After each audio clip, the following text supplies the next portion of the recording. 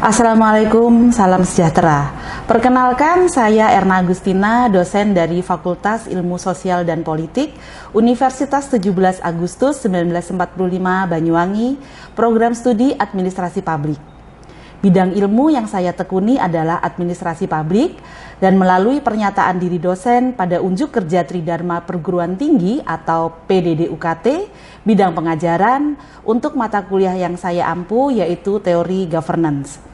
Dalam mata kuliah ini membahas konsep dan teori tentang bagaimana suatu negara maupun organisasi dikelola dan diarahkan dengan baik dan benar. Teori ini mencakup berbagai aspek seperti good governance, democratic governance, participatory governance, serta hubungan antara governance dengan demokrasi, akuntabilitas, dan politik demokrasi. Mata kuliah teori governance bermuatan 2 SKS yang ditempuh oleh mahasiswa semester 3. Dan dalam mata kuliah ini terdapat beberapa capaian pembelajaran, yaitu yang pertama, mampu mempelajari tata cara pelayanan kepada masyarakat. Kedua, mampu mengidentifikasi masalah hubungan masyarakat dalam organisasi swasta maupun pemerintah. Ketiga, mampu merancang program berkesinambungan untuk swasta maupun pemerintah. Keempat, mampu menerapkan evaluasi kinerja dalam bidang pelayanan baik pada swasta maupun pemerintah. Poin kelima, mampu melakukan kegiatan analisis pada kegiatan pelayanan publik. 6. Mampu menerapkan program pelayanan dan tata kelola yang baik. Dan yang terakhir, mampu mempunyai kerangka berpikir yang berkesinambungan dalam sebuah organisasi. Metode pengajaran yang saya gunakan pertama adalah ceramah. Pada metode ini, saya akan menyampaikan pokok bahasan yang berbeda-beda pada setiap pertemuan yang berdasarkan pada landasan teoritis ataupun pustaka-pustaka yang sesuai dengan pokok bahasan tersebut. Metode kedua adalah diskusi. Di sini saya akan membuka ruang diskusi kepada mahasiswa dengan memberikan pertanyaan dan mahasiswa bisa menjawab. Begitu juga sebaliknya, mahasiswa juga dapat bertanya tentang materi yang kurang dipahami dan akan dijawab oleh dosen. Metode ketiga adalah dengan cara based learning, yaitu saya akan mengangkat contoh tentang suatu kasus yang berkaitan dengan materi dan akan didiskusikan oleh mahasiswa. Metode keempat adalah research-based learning, yaitu berdasarkan atas penelitian terdahulu dan juga penelitian saya sendiri ataupun artikel ilmiah yang berkaitan dengan materi yang dibahas. Metode selanjutnya adalah brainstorming, yaitu dari pertanyaan yang didiskusikan bisa melatih mahasiswa untuk dapat berpikir dan bertukar pikiran dalam memecahkan suatu masalah. Kuliah ini terdiri dari 16 kali pertemuan. Pada pertemuan ke-8 merupakan ujian tengah semester dan pada akhir pertemuan yaitu pertemuan ke-16 merupakan ujian akhir semester. Perkuliahan dilakukan dengan metode tatap muka secara langsung dan metode daring yang menggunakan media Google Classroom maupun Zoom Meeting. Media yang saya gunakan dalam pengajaran adalah papan tulis, LCD, notebook, dan buku-buku yang berhubungan dengan materi. Tugas yang dibebankan kepada mahasiswa adalah tugas individu dan tugas kelompok. Sedangkan asesmen atau hasil penilaian yang saya lakukan adalah kumulatif dari jumlah kehadiran, keaktifan di dalam kelas, penyelesaian tugas individu maupun kelompok, kemudian ujian tengah semester dan ujian akhir semester.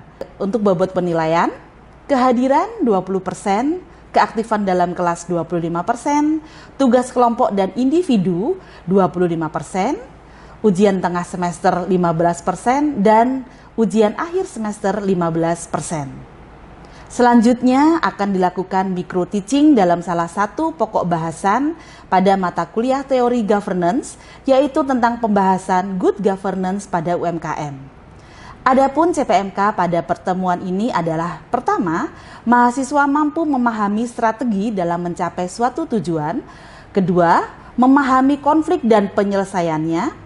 Ketiga, memahami proses kerja dalam suatu organisasi khususnya UMKM.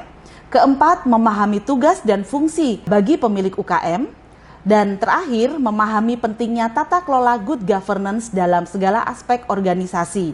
Lalu ada memahami tata cara evaluasi kinerja, strategi, serta tujuan organisasi. Berikut adalah mata kuliah teori governance dengan materi pembahasan good governance dalam UMKM. Assalamualaikum warahmatullahi wabarakatuh. Selamat malam dan salam sejahtera untuk kita semuanya. Dan sebelum kita memulai perkuliahan hari ini, bagaimana kabarnya? Dan sebelum berlanjut ke materi, marilah kita berdoa sesuai dengan keyakinan masing-masing. Berdoa, mulai.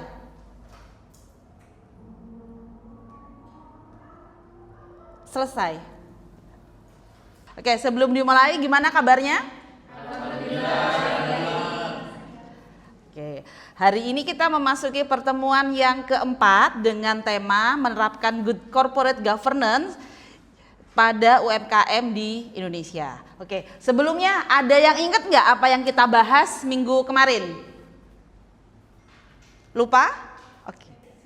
Mengenai materi kemarin yaitu bahwa teori governance akan dinamis mengikuti perkembangan zaman. Oke, benar apa yang dikatakan Farah bahwa teori governance itu akan bekerja dinamis mengikuti perkembangan zaman. Sekarang teori governance itu sudah ada yang namanya cosmopolitan governance yang mengatur hubungan antara negara satu dengan negara lainnya, lebih global. Oke, malam ini kita akan menerapkan tentang penerapan good governance pada UMKM. Kita lihat di sini UMKM. Menurut Abor dan Obamuyi adalah perusahaan yang memiliki karyawan kurang dari 250 orang atau turnover kurang dari 40 juta euro dan total aset kurang dari 27 juta euro. Paham kan UMKM seperti apa di Indonesia? Gitu. Mudah sekali untuk membuat UMKM di Indonesia daripada di negara maju. Kalau di Indonesia Anda punya modal, Anda mau jual gorengan bisa. Sedangkan di negara maju itu tuntutannya akan lebih banyak dari segi kesehatan, dari segi kebersihan dan yang lainnya. Lalu kita lihat di sini ada regulasi tentang good governance khususnya bagi perusahaan. Kita lihat di sini ada yang nomor 40 tahun 2007 itu tentang PT, perseroan terbatas.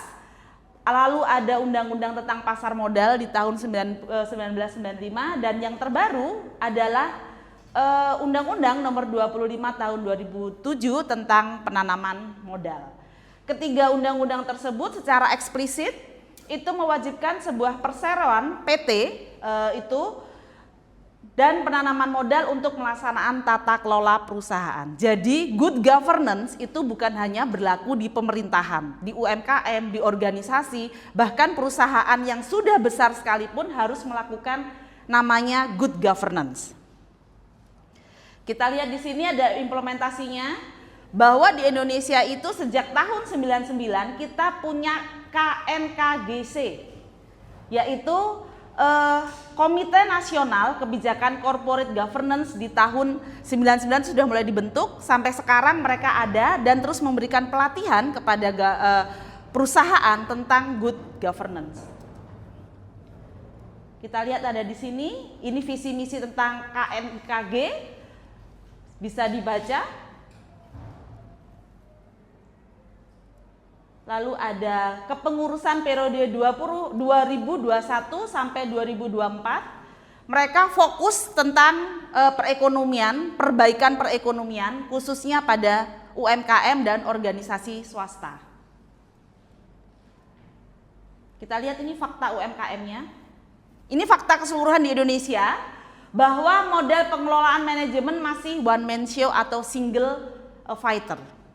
Biasanya UMKM itu pemilik itu bertugas sebagai yang lainnya juga. Mereka bertugas sebagai marketing, mereka juga bertugas sebagai kasir gitu. Itu yang terjadi di UMKM Indonesia. Padahal itu menurut good governance masih kurang bagus. Setiap orang harus punya porsi masing-masing dalam mengerjakan tugasnya. Tapi UMKM di Indonesia masih one man show. Lalu ada juga masih belum mengenal pemilahan antara aset dan kepentingan pribadi dengan bisnis. Modal dan keuntungan itu masih jadi satu dengan keuangan pribadi pemilik. Rata-rata seperti itu. Struktur modal masih dominasi milik sendiri karena modal UMKM tidak terlalu besar. Ada keempat, transparansi dan pengelolaan keuangan secara profesional itu belum menjadi kebutuhan. Rata-rata UMKM kita belum bisa yang nomor 4. Karena itu tadi one man show, masih dikelola sendiri, kita masih berperang sendiri, apa-apa masih sendiri. Jadi transparansi itu masih menjadi barang yang tidak penting. Terakhir ada pola pikir jangka pendek. UMKM mudah puas, mereka dapat keuntungan sedikit sudah tidak melakukan inovasi, tidak melakukan perbaikan, sehingga itu mereka tidak punya perencanaan usaha yang matang dan terarah. Perbedaan UMKM dan UKM. Kalau di Indonesia UKM omset atau asetnya itu ada 300 juta atau lebih, sedangkan UMKM itu lebih kecil lagi. Sebaiknya kalau Anda sebagai pemula pilihlah UMKM, kecuali Anda pewaris, beda kan? Tuh. Kita lihat ini peluang UKM dan UMKM di Indonesia.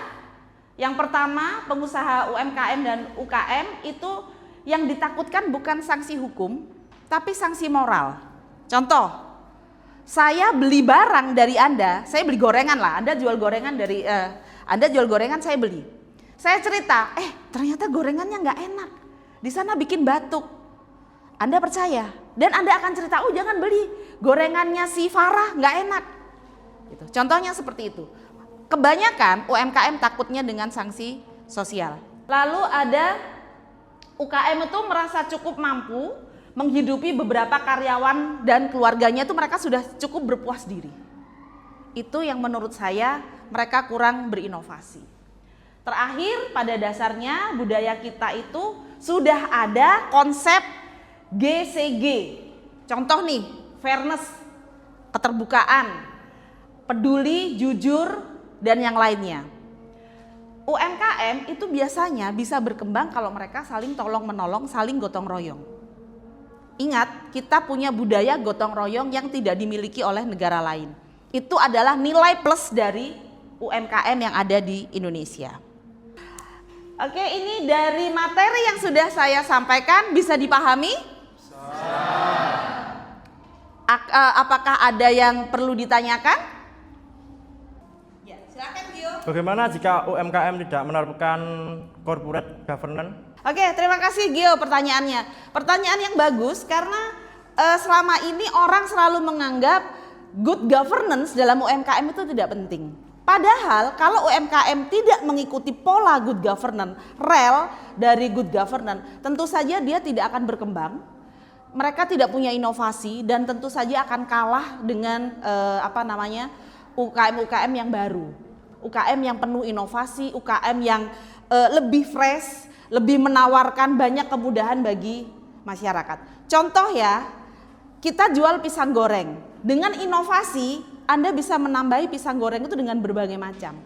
Otomatis pembeli kan akan melihat, oh saya akan tertarik dengan hal-hal yang lebih baru.